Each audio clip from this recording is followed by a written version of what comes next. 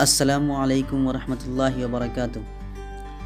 دوستو، آج میں آپ سب کو حدیث مبارکہ کی روشنی میں بیماری کے آداب و فضائل سے متعلق چند باتیں بتانے جا رہا ہوں۔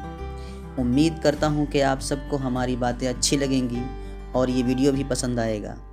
اگر ویڈیو پسند آئے تو ہمیں کومنٹ باکس میں ضرور بتائیں۔ دوستو، بیماری اور صحت دونوں اللہ تبارک و تعالیٰ کی جانب سے ہوتی ہیں، اور صحت کی طرح بیماری بھی اللہ تبارک و تعالیٰ کی ایک نعمت ہے۔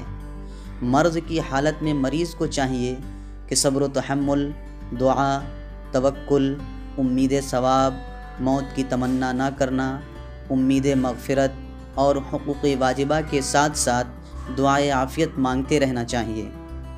سوچئے، اگر بیماری نہ ہوتی تو صحت کی قدر کیسے ہوتی؟ اگر بیماری نہ ہوتی تو صبر کرنے کا عظیم ثواب کیسے ملتا؟ اگر بیماری نہ ہوتی تو صحت کا شکر کیسے ادا کیا جاتا؟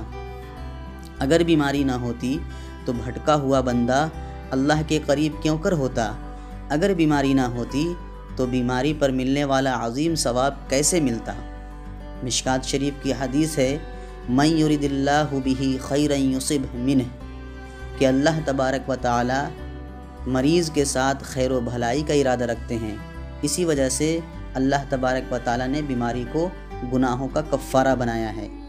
امید کرتا ہوں میری ویڈیو اچھی لگی ہوگی۔ اگر اچھی لگے تو ہمیں کومنٹ باکس میں ضرور بتائیں۔